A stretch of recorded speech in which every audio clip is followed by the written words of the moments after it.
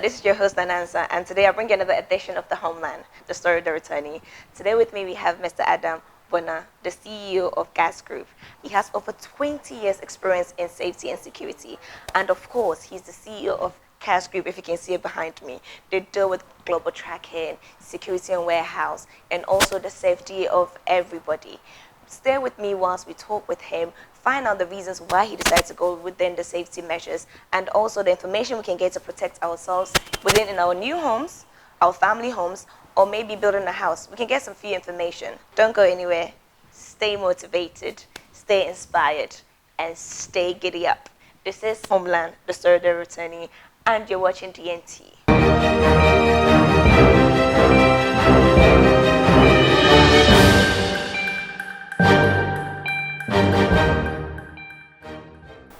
Welcome back with Mr. Bonaa. Hello, Mr. Adam. Yeah, how are you? Thank you. Well, before we start the interview, we usually have a segment called a yes or no. So I'll ask you questions and then you answer yes or no. Okay. Are you ready for it? Yes, correct. Okay. Do you cook? I used to, but not now. Okay. Can you live without the internet? No. Have you ever sent a text to the wrong person? No. Never? Never. Not even once? No. So you're very precise on the people you send text messages Exactly. to? Yes. Have you ever lost a fight? A couple of times, yeah. Okay. Are you concerned about what others think of you? Not really, no. I've never been concerned about what people thought about me or what people would think about me. Never, no. When did you come to that realization that you're not really concerned about what others think of you? Maybe, can't remember, but since childhood, I've always had my own convictions and to stay positive and do what is right and make sure I don't offend the law, make sure I don't do anything negative. And so once I am convinced that what I'm doing is not offensive, I mean, that's it. I don't really... So when did that conviction start for you? Like, what directed you to start having that conviction for yourself, like self-awareness? Probably growing up as a child, you know, not like today where we live in built-up environments where, you know, every house has a fence wall. I lived in the times when there were no fence walls and we were children. You play, you run, and anyone at all, you know, an elderly person, if you probably do something wrong, could spank you, correct you. And so I lived in a society back in the day that I would say have had positive, call it influence on me today. And so, and it was about call it 555. That was my where I lived. Tema, grew up in Tema. It was 555 where you've got to survive. It was more of survival, and everything else waited.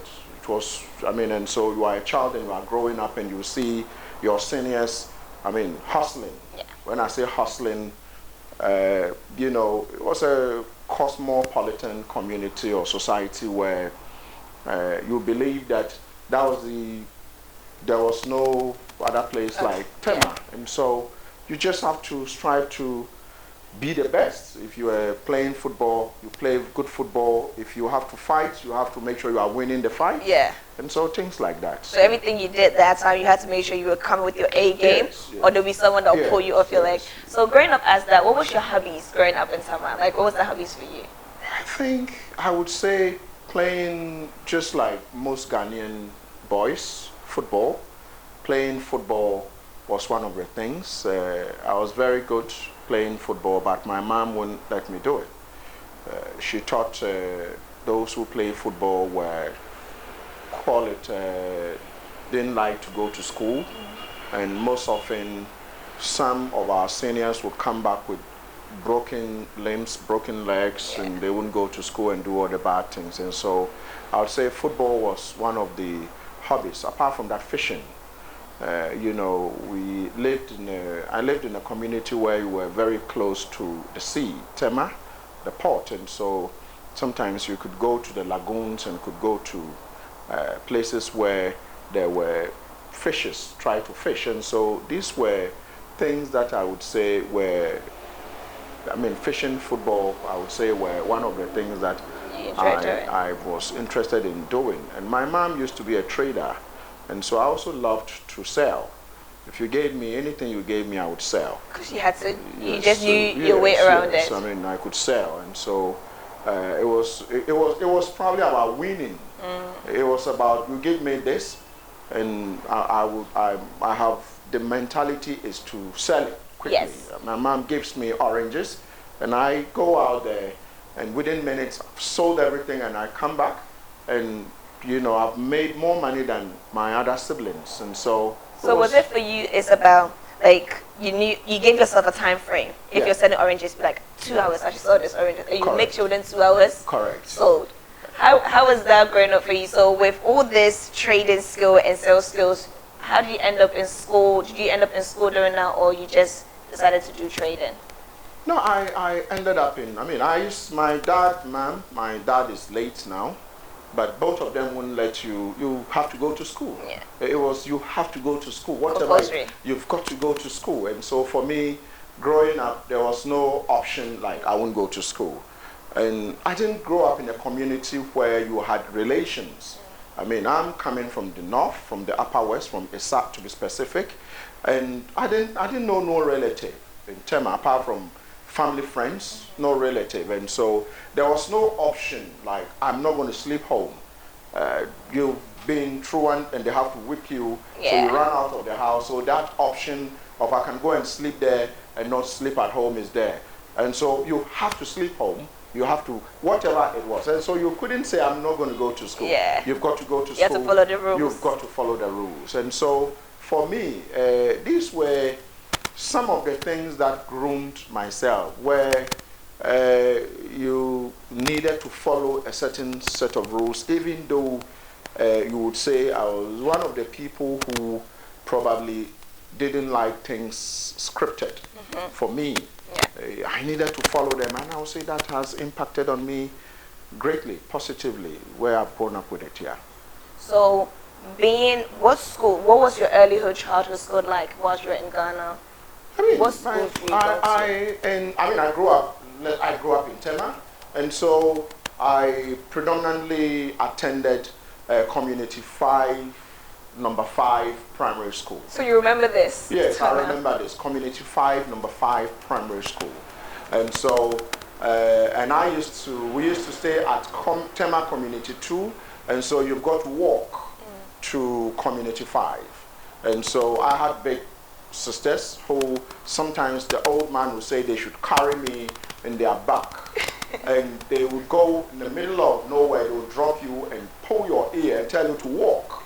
And you turn back and the old lady is not there to say, you couldn't have done that. So you have to walk. So you walk to school, and when you are coming back, they carry you when you are entering the house. And so somehow I told the old man and the old lady that I want to walk. I didn't want to go with them. And so I had to join my friends to go. So Tema Community 5, number 5 primary school was where I did my primary school. And I did, what do you call that, middle school in Mexico. Is it Mexico? I think Form 1. And then somewhere along the line, my dad left. He was transferred to Pong, which is not far away from Tema. Okay. What do you mean by transferred? I mean, he used to be a police officer. Oh, okay. So he was moved to Pong. And so once he moved, I mean, we all moved. And so once we got in there, I went to Pong Methodist Middle School, where over there I was still playing football. I didn't like to learn. One thing I didn't like to do was to learn. I didn't like to learn. Yeah. And so I was almost every day last in class.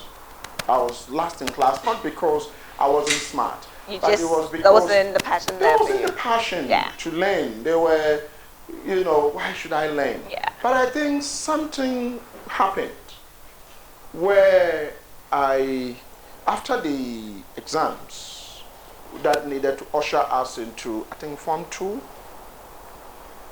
my teacher, I think Ojija or somebody, came to the old lady and told the old lady that this boy is smart, but he doesn't like to learn, so I'm going to repeat him.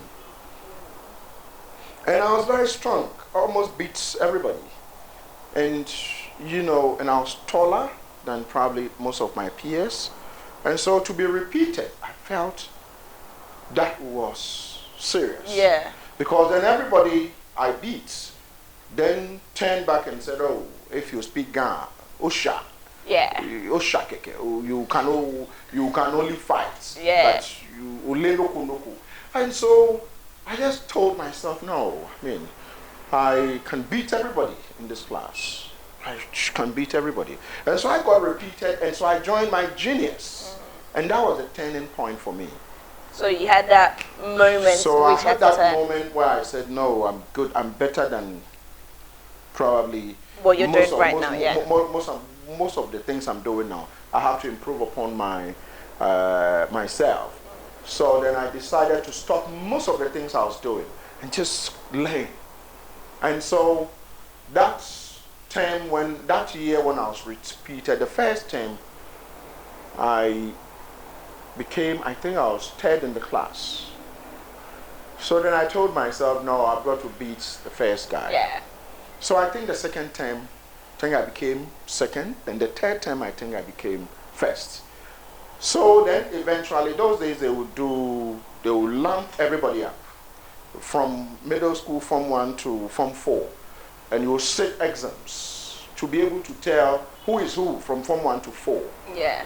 So when they did the who to who, my target was to beat everybody who I'm supposed to have been in class with. Yeah. I think I managed to beat most of them. I managed to beat those who are ahead of me. So then I had that, you know, call it confidence came yes, back. that confidence came back. I could face them, beat them up again, and tell them that, you see, I'm beating you, and I'm very good. I'm beating you, I can beat you physically. So you can beat them physically, you can beat them intelligently. Academically. And so now, this is you. But somewhere I realized that I was using my energy the negative way. Yeah. So then I think somewhere along the line, the common entrance came in.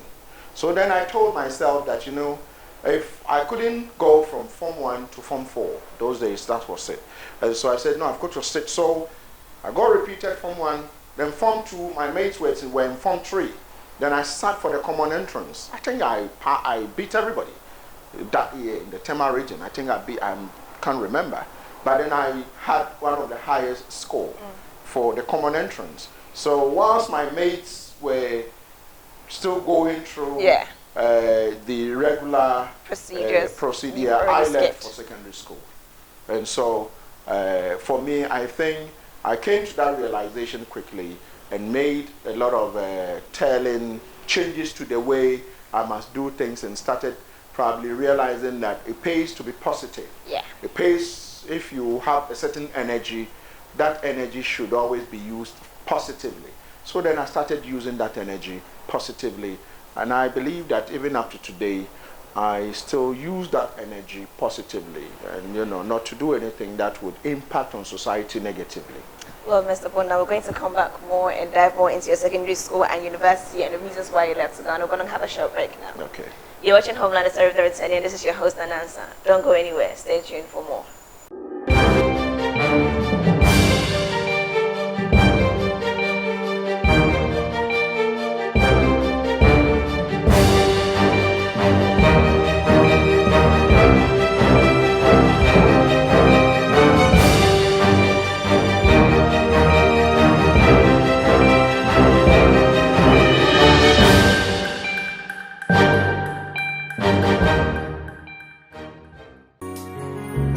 Welcome to the Daily Altar, where each day we bring to you a morning experience designed to inspire, empower you to manifest God's fullness in your life. Most Christians today are struggling spiritually when it comes to spending time with God.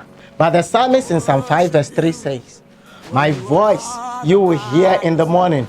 Oh Lord, in the morning I will direct it to you and I will look up." Join me every morning from 5 a.m. on the Daily Altar to encounter God through His Word, prayer, and worship. I am Bishop Sami Apariloko from the Action City Church, Vision 10. God richly bless you. Oh, shout your name, for you are God all by yourself.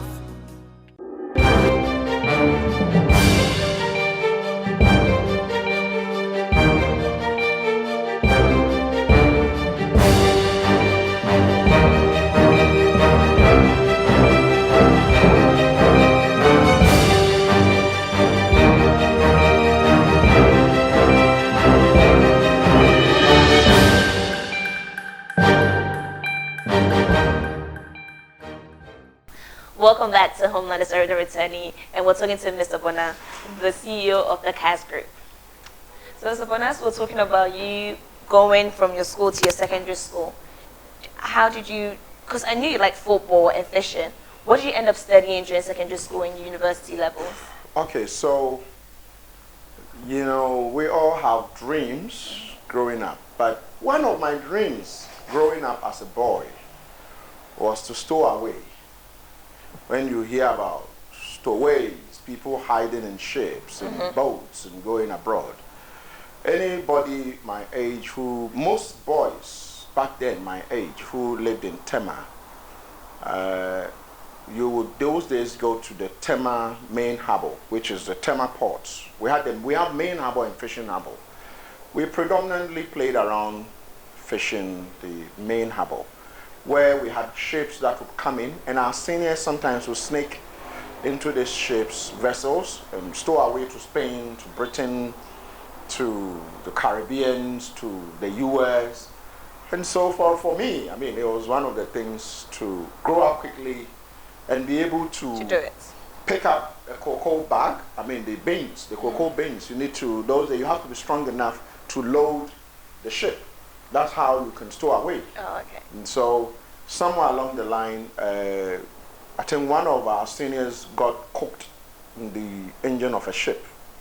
He stowed away in the engine of a ship, and by the time they got to the destination, information came he's been cooked. So I had to change. And so the footballing thing changed also because the old lady wouldn't permit me to do that. And the fishing, there were days I would go and fish and come back without my pants, without nothing. Either the lagoon or the sea would have carried my boxes. And you walk naked home. Well, you've got to. And the truth was that you didn't want to come back home wet. And so sometimes you stripped to fish. Yeah. So when you come back home, those days the old lady would test and see whether your shorts had salt. Yeah. So you hung them somewhere. For some reasons, either someone took my stuff away or the sea carried it.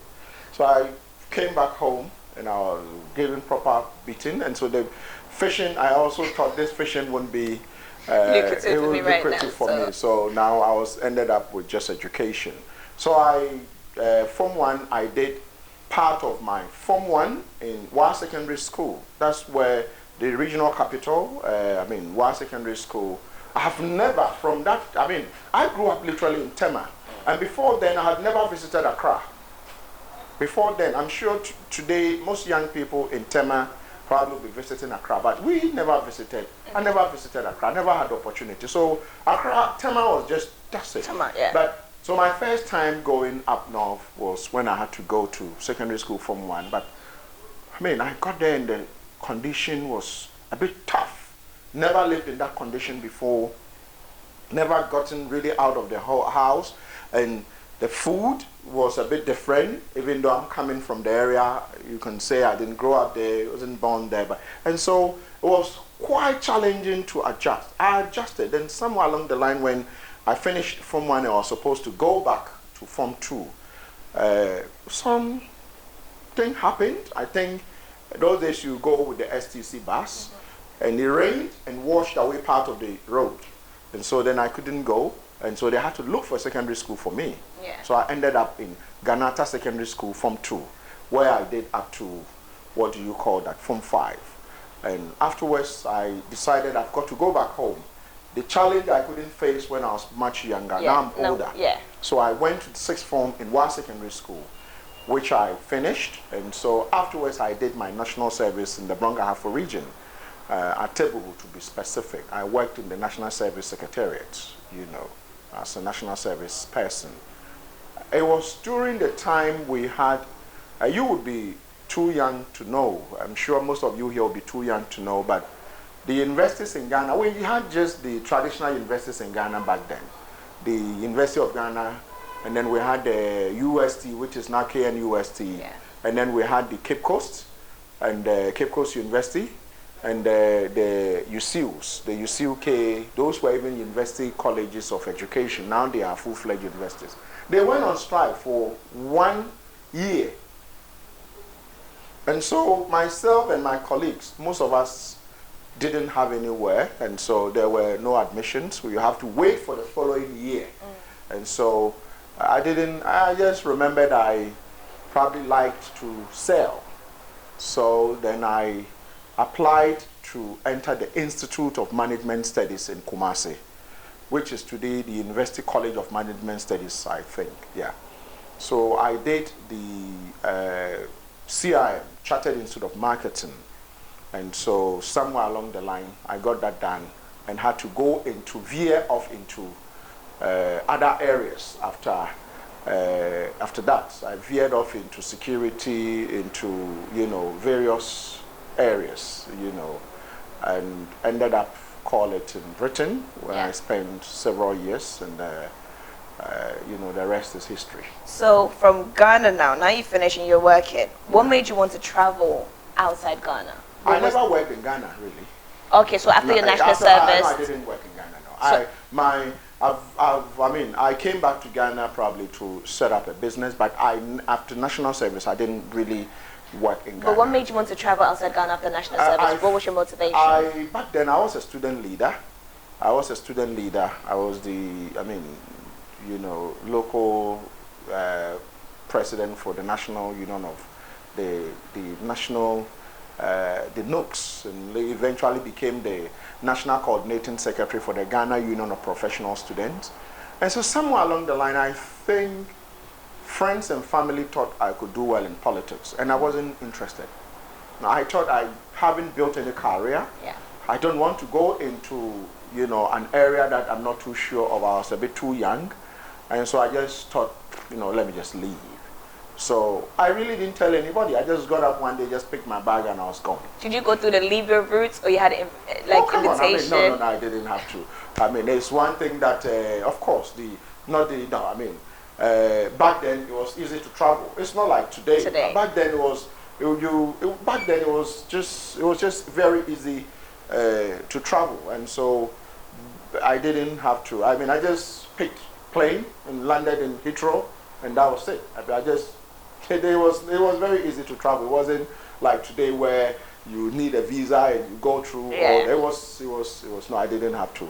So and I wouldn't encourage anybody to go through that route, guys. You've heard. No, I wouldn't encourage. There's no encourage for the leave your route because it's not the best options to. It's not the best idea to you with your health or in safety. Yeah. And also leaving Ghana to UK now, different environment, different continent. How was that for you? How did you feel being there? I was just psyched up to do well.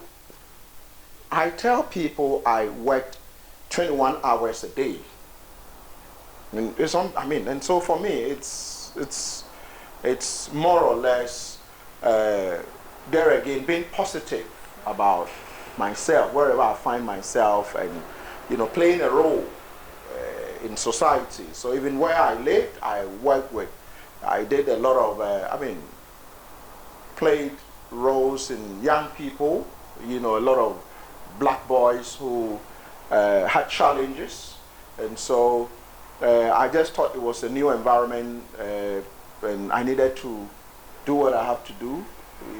And so for me, anybody who lived in Tema in the 70s will tell you that Tema in the 70s wasn't different from London. Oh, okay. It wasn't different from London. The architecture of Tema in the 70s, today it's all messed up. In the 70s, in London, in those days, there was no difference. Things were And so I think apart from the weather, it was just because then you get up in the morning those days in Tema, and every adult is heading to the harbor or going to work. Just like you get up in London, and in the morning people are rushing to catch buses and get to the next bus, station, or try to catch the underground train and go to work, or those going to uni and probably leaving boys and girls at home. Yeah.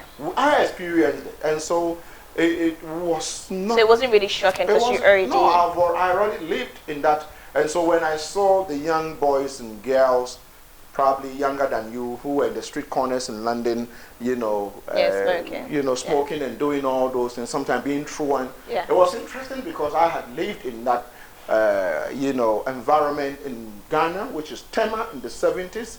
I mean, I'm sure your viewers who are viewing, who lived in Tema in the 70s will tell you, who lived in Tema in the 70s and probably lived in London, I mean, many years ago will tell you there was no drastic difference amongst these two. We had paved roads, we had everything, and then almost every adult in Tema was working. Just like back then in London, almost every adult is working. So you have children, when you close and come back home, you don't see too many parents, it's just children playing. And so it wasn't too much. The only thing was that probably over there, what I realized was that the laws worked. What I realized was that you could speak your mind. What I realized was that, it was a society where things were changing very, very fast. I mean, we didn't really have internet. I mean, even if there was, it was the dial-up. When I say dial-up, most young people listening today won't know the dial-up internet, where it's a landline. You connect into your PC, and you've got to dial it, and you would hear beep, and it connects, and it reads like you are making a voice call. Okay. We used to, then eventually we started having the broadband and all that, and so for me, these were things that made me believe that this society is rapidly changing and changing and changing, and so for me, those are some of the things. Yes. So being in London, now you've got into London, there was no really drastic difference due to some everything. What was your process in London like? Did you go straight to school? Did you have to start all over again? What was that journey for you while you were in London? I mean, I was working. I worked. I mean, I would say I worked and schooled, and it was just a mix. Like I said, you want to call it be positive about yourself. So even as I sit now, I'm schooling. And so I'm doing a doctoral degree, doctoral program. Hopefully this year I'm going to finish. And so from that time up to today, I have not stopped schooling. Maybe from the day I was repeated, I haven't stopped schooling. And so incrementally, I have tried to make sure that at every given point, I'm trying to learn something new, something that would bring about change in my immediate environment and change to myself. And so, yes, it was a mix where I even learned to drive, what do you call that? Forklifts, right? Forklifts. I have a certificate in forklifts where I could maneuver, lift stuff, do all the stuff. Most people will not know about that. I learned to do so many things that if you ask, it's not everything I can say. I worked, with the intelligence sector. I did a lot of work, and so, but these are things that it's not everything you can put out there. And so every moment I had to do something, every moment. And one other thing too, one of the things I also did was to, obtain a certificate in personal training. So I'm a personal physical instructor. Ooh, so it's one of the things I did. Mr. Bonaa, we're going to go for like a little break and we're going to come back. You did, because I read more into your thing, and I know you write, you did personal training, international relations, and we're going to really dive into all that perspective of your journeys. So you're watching Homeland, the return. Don't go anywhere. Stay tuned for more.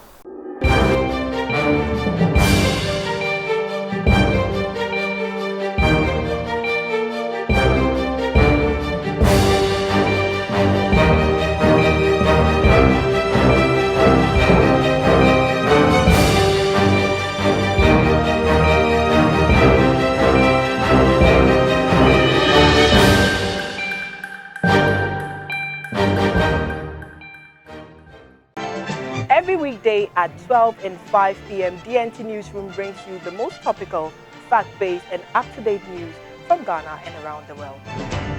Politics, business, sports, and news from the diaspora, all covered in this comprehensive news update. If it matters, DNT Newsroom will have it covered. DNT News, be informed.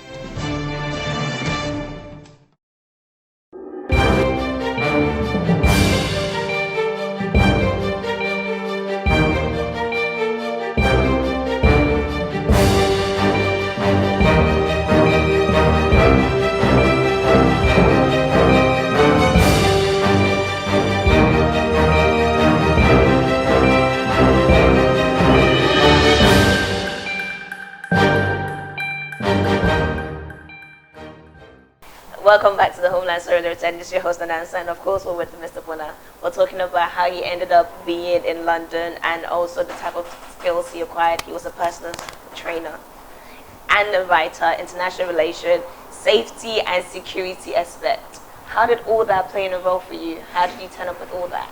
I think, for the personal, I used to be bigger than this. So you were... Yes, I worked in a gym. If you lived in London, you would have heard about the Greenwich Leisure Centers. Yes. Okay, so I specifically worked in most of these facilities in Greenwich, in Walthamstow. I worked in Islington. I worked in most of the, Crystal Palace. I worked in most of these gyms across London, and so including, the one in Charlton, where we used to have the Charlton Athletic Football Club. And so I personally also liked to keep fit. And so I thought that why not do something in that area, try to impact positively. And by doing that, I ended up working with a lot of young people, because then it was a way to take them from the streets and engage them in the gym and make sure these young people, positively can bring about change in their community wherever they found themselves, in and around the London area. And so for me, the issue of security has always been with me. And so somewhere along the line, something drastic happened. Whilst we were probably doing some of the things in one of the gyms, there was an issue, and the police came in, and they told me that you are in charge. We've seen something going on in the gym. Okay? And I didn't leave it there. I said, okay. So then they arrested the guy who was trying to break in from the back. So subsequently, I went to the police station and asked them, how did you know what was going on there? Yeah. So I can't remember his name. He laughed. Then asked me, do I have interest in some of these things? And I said, I want to know. Answer me first. Then he told me. Then he played a video of what it was. Oh, okay. And I said, okay. Yeah, I want to do this. So then I switched, even though I was already doing something in that. So I switched. I needed to now take that aspect of security very important. And so that was the drastic switch, where I completely had to switch, begin to learn the proper way of probably gathering intelligence, working with the agencies, and making sure that people who are coming in, you are able to do proper profiling, and had to obtain certification, make sure I followed due process up to today. So is that how your Kass group came out? Yes, and so eventually the first business I set up was Supreme Techno Security. The first business I set it up in London, and we did quite well. But I think, not that I think, one evening I was at home when I had a call from the Ghana embassy in London that I was needed at the embassy. And I thought, what, for what? So I had to go to the embassy. And when I got there, the director, the CEO of TOR today, Ambassador Osei, he was the ambassador to the UK from Ghana. He had sent for me. So I got there, and you know, as a young man, he opened this large office. And I sat in there. He told me, "Yeah, Mr. Bonaa, we had a conversation." He told me, "We've been monitoring you, what you've been doing that." And I was involved in a lot of things back then in terms of security in the UK. Yeah. So I think they were doing their own monitoring. So he called me and told me, "You know, we would want you back in Ghana." And then he just told me, "Oh, we want you because the President of the Republic is encouraging all the aspirants who are doing well in their field not to remain there, but to come back home and play leading roles in various sectors in the country."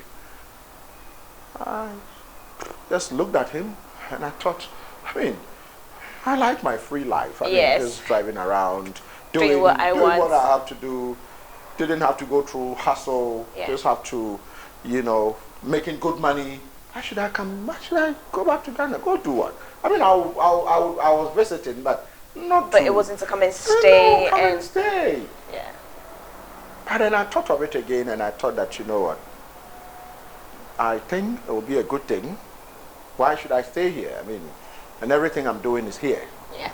Meanwhile, I could go back home and bring a positive change. Make sure I add to Ghana and probably to myself and society and all that. So I just got up and told. I think I went back and told him, "Well, I will do that."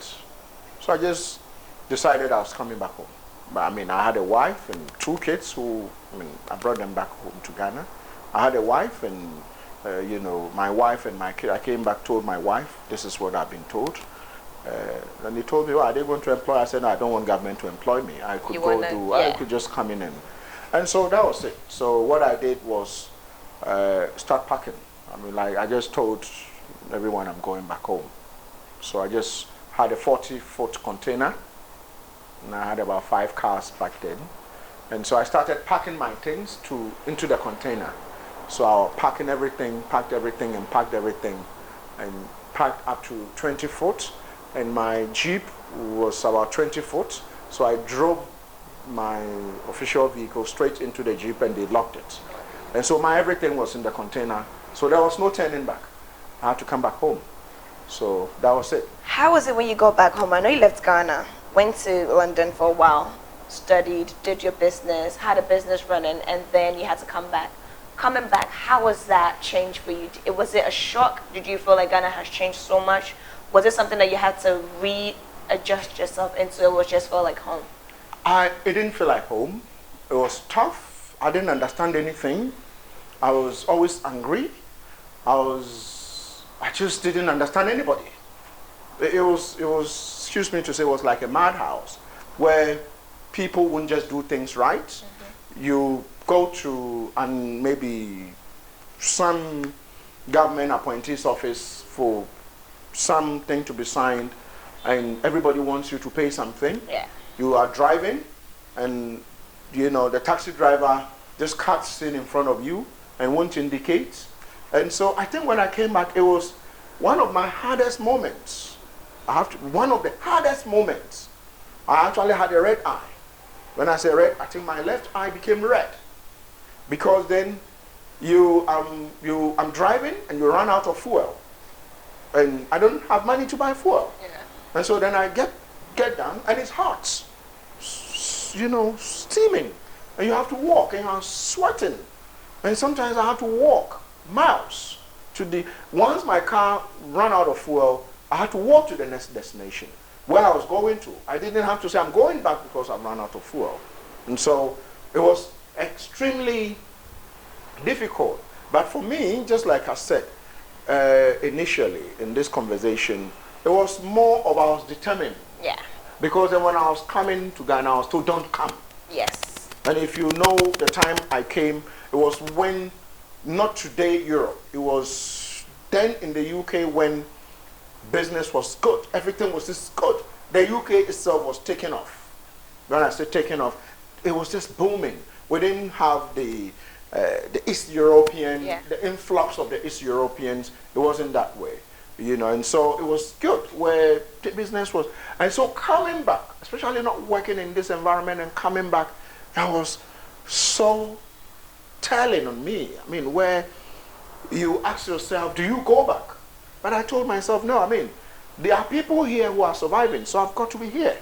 So I lived through it, run out of fuel. Fortunately for me, I had a house. I bought a house before coming, and so I didn't have to rent, and so that was one thing. And I rented, I think, an office premises for 2 years, and so it wasn't too much of some, but sometimes it was difficult to even get food to eat, because then, and I'd come back with my son, and my daughter and the mother were still there, and you can tell he was 3 years, and you are thinking, I mean, bringing him back, is that right, the right thing I did, or is the wrong thing I did? And so all those things going through my mind pushed me to the limit, telling me that you just can't go back. Going back, you know, you are a coward. You've just got to stay here. Others have made it. Just be here. Just keep pushing. Just keep going.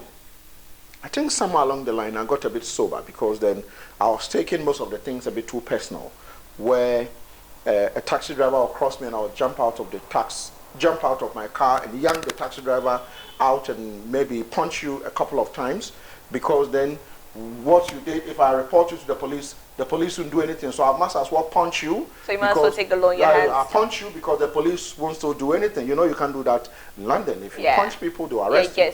And so I just realized it was the other way around here. People did, but I just told myself, no, there was too much negative, because then even if you crossed me, sometimes I'll just run my car into you, which to me was negative. Somewhere along that I realized these things were not right. The car I brought had a strong iron bar in front, and so if you had a little car, you tried sneaking in front of me without the proper indication telling me, I just yanked into you, and I pushed you out of the way with my car, and I drove on, because then I had the right of way, and I'll be waiting for, and so, but I became sober, realizing that no, it looks like I'm allowing society to have negative influence on me. So you would say, because you're from a place where it's structured, rules and regulation, coming back to Ghana where it's a little bit lawless, so now you have to readapt yourself, and you have to take the law in your own hand, because you feel like if I do go through the law way, it's not going to happen. It's not going to happen. So during all that, did you come to realization that maybe expectations were too high? Because you know, like, when people return, the customer service or the standards of living in Ghana is different, because it's a developed world compared to developing world. Do you feel like the expectations were too high? That's why you were getting that No, my agitated? expectation, I have to be honest with you, I rather looked at it and said, okay, this is a virgin, call it a virgin island. And today Ghana is still virgin. There are a lot of things, if you are in London, you are in New York, you know, call them Washington, D.C., in Amsterdam, in Brussels, or any of these developed cities. If you want to do them, someone would have done it 500 years ago. But if you are here, you would be the first person to have done that. And so that gave me hope that what I'm doing, security, it's still undergoing its own changes here and there. And therefore, I had expectations, but the expectations were one of, you know, being positive and telling myself that it's just a matter of time, things will just work the way it should work. And so I rather had that expectation not to go back. I told myself, I'm not going to go back again if I'm going back for holidays. But not to go back there and say, I've packed my things and I'm gone, because then if you go into history of how the UK used to be, it was more awful than today Ghana. So I told myself, with the knowledge I've acquired elsewhere, let me rather use it to impact on society. And so I didn't have, mine was a bit of the lawlessness, where things won't just work the way they should work. You get up and the light is gone off, and you are sweating, you can't sleep. Everybody's trying to cheat the other. We are all cheating each other. So these were things that probably made me begin to think that some of us have to change. If every day one person changes, what is going to happen is that in no time, a lot of us would change in this country. But if we follow what probably some are doing negatively, the society will never get. Still be the same. Will still be the same. And so for me, I think that those out there who want to come, it is important to know that when you come, never have it in your mind that there's a place to go apart from here. Once you have that in your mind, that there's nowhere to go to. For instance, a child who is born in my village or my hometown, Issa, that child grows up in Issa, can decide to change his life or her life, knowing very well that maybe there is nowhere to go to. But if you have it in mind that, oh, one day when it is tough, I'll go, you never put up your best. And so for me, I've never looked back. What pushes me is that every day Ghana itself is changing. And I probably use your medium to urge Ghanaians abroad that, we can bring about change. We can bring about change. The idea that some people would have to come and develop this country is neither here nor there. The Americans developed America, even though with the help of, with using our forefathers. The British developed Britain. The Dutch developed their country. So Ghanaians would have to. And so whatever expertise we have acquired, when we come back home, let's not say, see, I have a first degree, I have a master's degree, and so I must work here. If I don't get it, I'm going back. Let's always try to start small. Most of us don't want to start small. Most of us don't want to suffer. And once you don't want to start small, you don't want to suffer, and the little push, you flash your American passport or British passport or green card, and you want to go, you are just probably making a big mistake, because for me, we have millionaires in Ghana. A lot of millionaires in Ghana. And so if you come, Ghana is a place where you can easily gather soil and sell. Many places in London, it is difficult to come across black soil. And so whatever you want to do, if you do it right, then you can make it. So Mr. Bonaa, how did Kass come up? Tell us more about how did that come up? Okay, so just like I said, started Supreme Techno Security many years ago in London. Decided to relocate to Ghana, and probably, no matter how difficult it was, to make sure we brace for the storm. And we've braced so far. The storm probably is still passing, hasn't finished. But Kass Group, my name, one of my names is Kaziri. Kaziri. It's a compound name, Kaziri Bonaa. And so when we started adding on the businesses, from Supreme Techno came Security Warehouse Limited. Supreme Techno is established for big installations. So you take University of Ghana, for instance. So if you go to the airport, and we've done a lot of large businesses all over the country. So Supreme Techno does more of the 10 key projects, large ones. And so there was the need, because then somewhere along the line we realized that you go to a big organization, for instance, University of Ghana, and there's a director there who doesn't have that money to do the big thing you are doing for the university. Also needs security. So then there was the need to have something that will do for everybody, from everybody, from down to top. And so then Security Warehouse came in, which stocks, large quantities of various customized security systems. Then eventually we had Global Trackers, where Global Trackers, fleets. We have the largest platform when it comes to fleet, management in terms of, the platform is hosted, the server is hosted in London. Because of security reasons, sometimes hosting these things in some areas, sometimes the server could be wiped off. And so with Global Trackers into fleet management, tracking, car alarm systems, and what have you. And so the numbers go on. We have Bamboo Online. There are a couple of businesses we have also veered into. So Mr. Bonaa, you have over 20 years experience within security, and right now that we have the kidnap of the girls going on with no information whatsoever, what is your opinion on that within our safety? I just think that Ghana just like most developed countries, Ghana is not developed.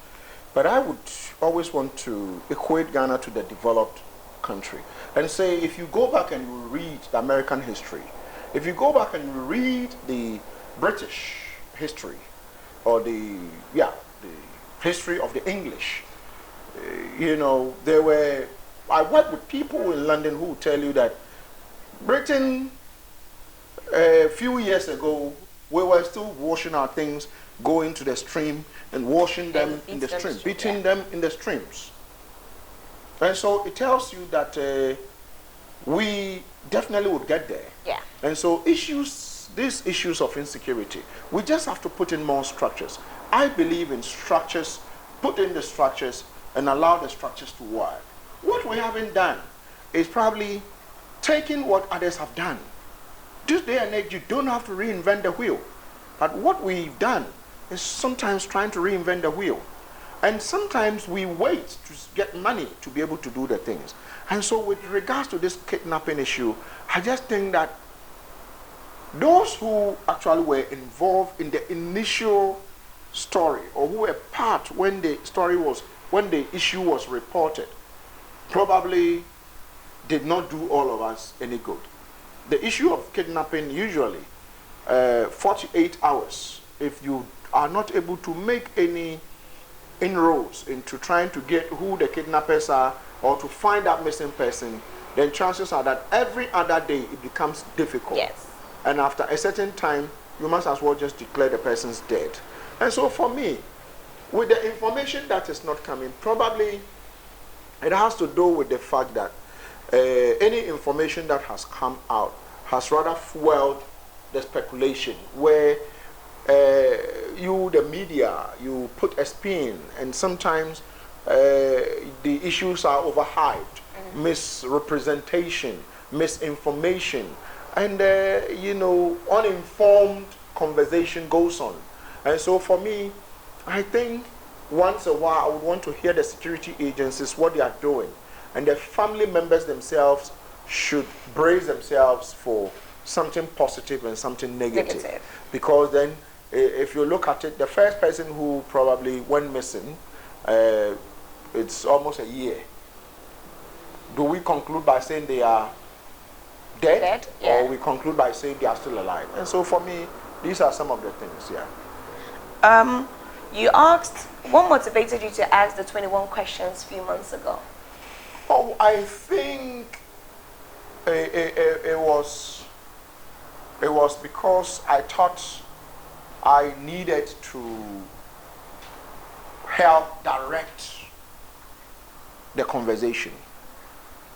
And if you look within the 21 questions, every bit of that question or questions were answered during the Ayawaso West Wagon inquiry. For instance, a question like, who authorized the raid or what happened? It was answered. Who did this? Who did that? Are they going to be compensated?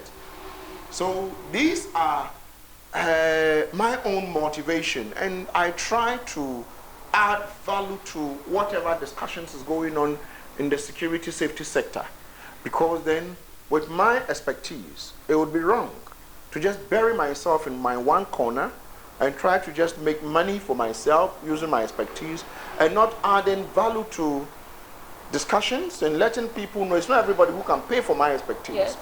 But I believe it is everybody would want to listen and take one point or the other from some of the conversations I have using the media landscape and my writings. And so for me, the motivation was to open people's eyes. So it's kind of like to provoke thoughts. Yes, to open people's, because then afterwards, people then started asking the relevant questions. People then started, why this, why that? And even today, in most of our security conversations, these questions have also helped shape how we should ask questions when it comes to security. So right now the elections are coming and then the vigilantes happening, the vigilantes problem that's going on to Ghana. What is your point of view on that right now? Do you feel like we're safe with the political vigilantes, or should we do without them? My answer is obvious. No, political vigilantism or militia has no space in our, economic, security, political landscape. I voted a couple of times in London or in the UK. I voted for the Liberal Democrats, not Labour. And you didn't have to queue. You didn't have to go. Oh yeah, they just sent it to you. You go in and just go in there. It was as if you are going to the post office. Yeah. You just go in and you vote. But here it is a do or die situation where, what do you call that? People think that I must win because elections have become bread and butter issues in this country. And so once issues become bread and butter, people then see the need to get involved by making money. Yeah. And so for me, if we can get most of the young, energetic people employed, the issue of vigilantism would be a thing of the past. But if we cannot get them employed, it doesn't matter how much resources we put in, it will be difficult. And also make sure, one of the things I have proposed, is that let's get the IGP appointed probably in a manner that will be more representative instead of the executive or the president appointing, because then if you go to, we've had issue at Kroboland where they are fighting PDS, the power supply, whatever, and the regional minister has said certain things that to me is not right.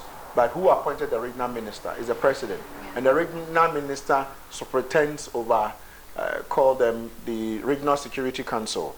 And so you go around the country, the regional ministers are in charge, superintend over the regional security councils, and it comes down, down, down.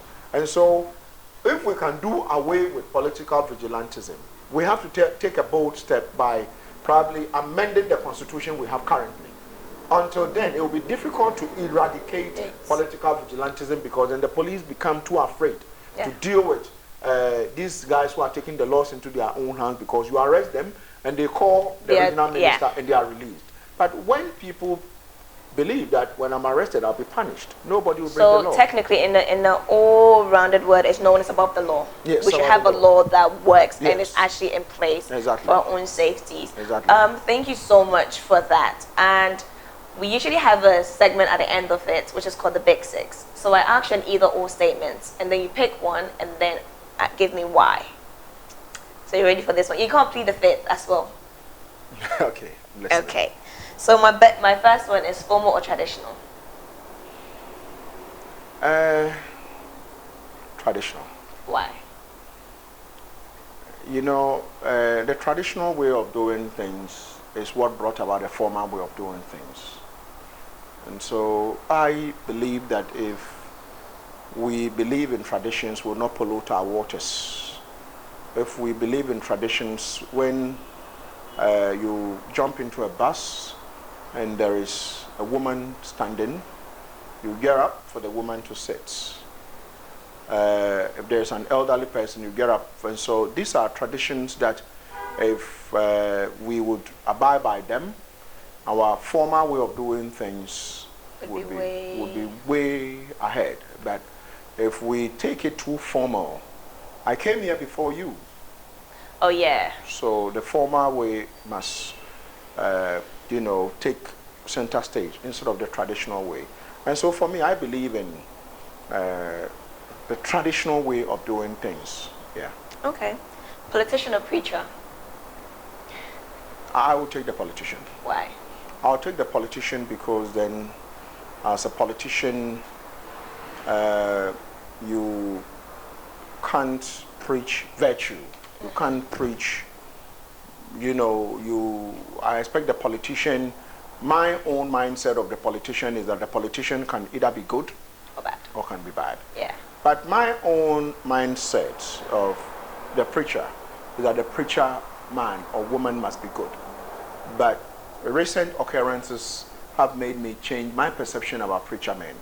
And so I'd rather go in for the politician instead of the preacher man. Because you can hold politician accountable. I can hold politician accountable, and the politician will not be throwing jobs at me using some biblical or some quotations in the religious books that probably have no place today in our modern society. Yeah.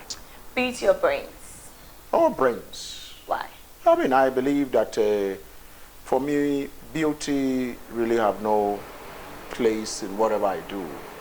And so I would equate that to a house you live in. It is not how beautiful the house is. It is how safe the house is to live in. And so if you decided to go for beauty, you could have a Range Rover type of woman or kids or whatever, and in the middle of nowhere it breaks down. So I would go for brains. Brains will take you to wherever you want to go to, but beauty is temporary. Money or fame? Money or fame? I don't know if I have to choose one. You can't plead the fifth. You have to choose one. I've got to think. Money or fame? Yes. Money or fame? That's you've got to. Because I don't like the fame. And you don't like the money?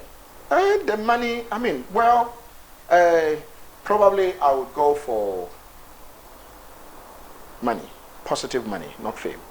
Okay. Yes, not, I mean, because fame, like you media people, you show your face, you are reading the news, and you are as broke as the church rat. And when that happens, you have the fame, and yet you can probably get yourself Uber. Ouch. And so I would want to look at it, not money as in money, but positive money. Yeah. As for fame, you can be famous, and you know, if you don't turn your fame right, it'll be difficult for you to make ends meet. And most famous people sometimes suffer when they get to a certain age, because then the fame leaves them. You can check most of the famous people in this country, you know. So for me, I will be looking at, I would have rather not answered it, but I will look at positive money. Yeah. So, Mr. Bonaa, what has we, the median people, done? Oh, I'm not taking you guys on, but I think that the media people are not well paid. Okay. The media people We are agree not with well that paid. one. The reason why I say the media people are not well paid, if you pick people who should work in the media, you put their faces on TV. First of all, their risk profile goes up. Yeah.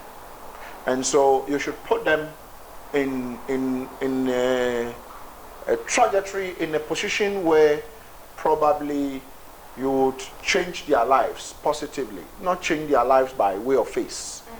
If, for instance, you are working with CNN and you are doing this work, I believe that what comes with it would be good. And so I believe in that when you are putting people out there, especially the media people, I sometimes pity the media people, but you don't blame media owners, because do the business people also pay for the media to try? Maybe no. So it has to be a fair balance. But I think that media personalities can be supported by way of making sure businesses don't just put them out there and, you know, sometimes... And leave them hanging and dry. Sometimes you are driving and you see some of them struggling to, you know, join Trotro. And I'm thinking, no, it shouldn't be. Okay. Structured routine or go with the flow? Structured routine. Why? Structured routine because going with the current, the current would smack you into the wall and you would perish. But if you have a structured routine, anything structured, you think through. If you have to write, you know, a proposal, you just don't write. You think through and itemize what you intend to do. But if you are going with the flow, you won't get anywhere.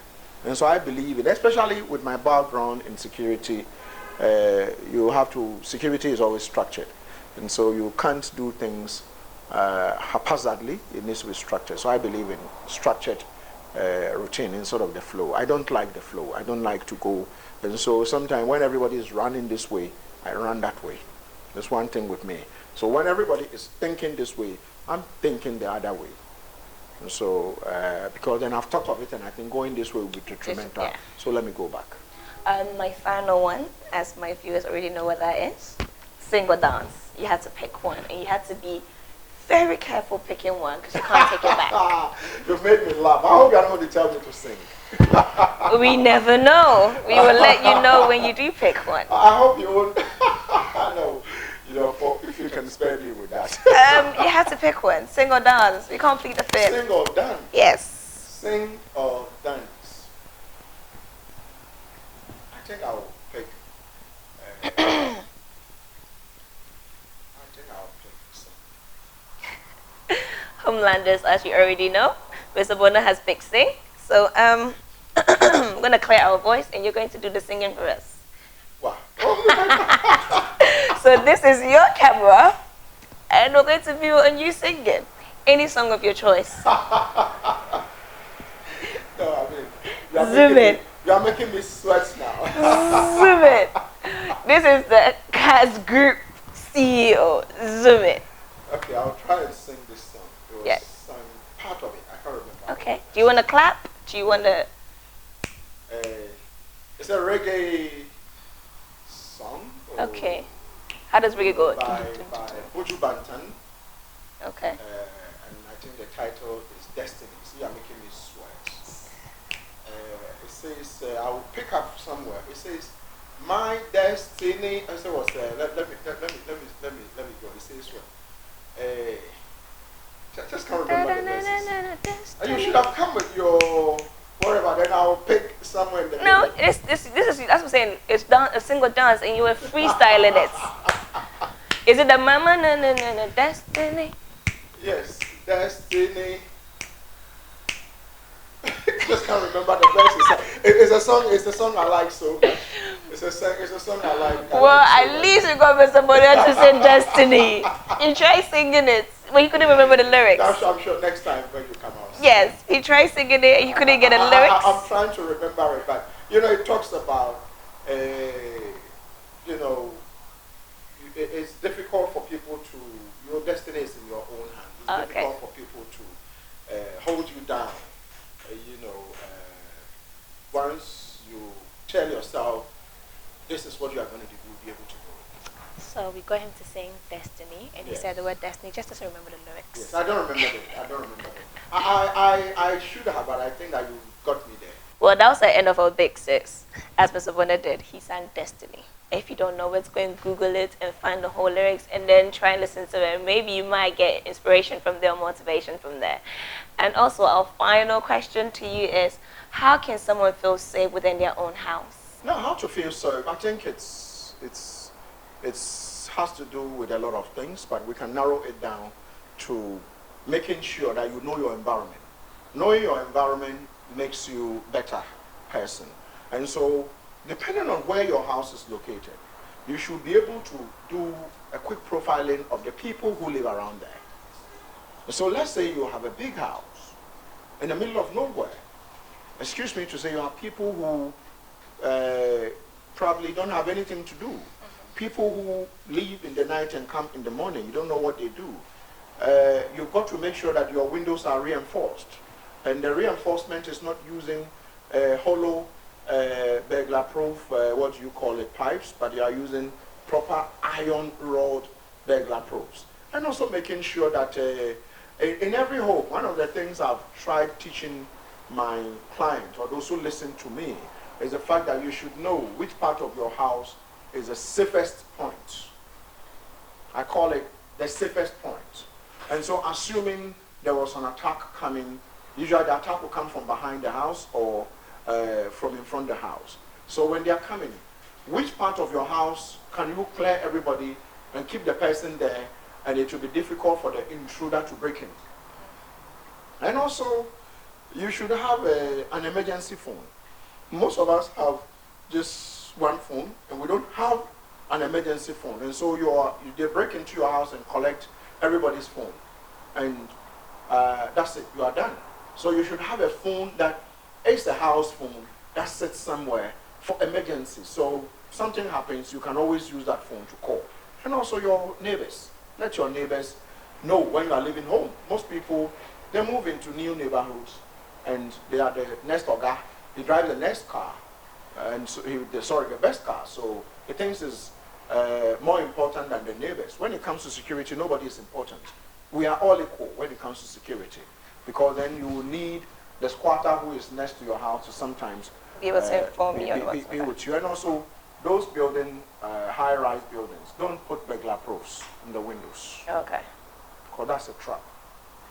If there is an inferno, you are trapped, you will die. And so, even if you put, there should always be one room where, what do you call it, there are no windows. And so if anything happens, that could be your exit from the top. Well, as you've gotten all the safety information, I hope this helps you if you're moving to a new home or you're building a new home, how you can program yourself or how you can gather yourself to be safe. You're watching The Homeland. This is your host, Anansa. I hope you enjoyed this as much as I did. I hope you got information from it, your thoughts was provoked, you had motivation and was inspired, and of course you took some information about security. Don't go anywhere. As DNT, we have more to show you.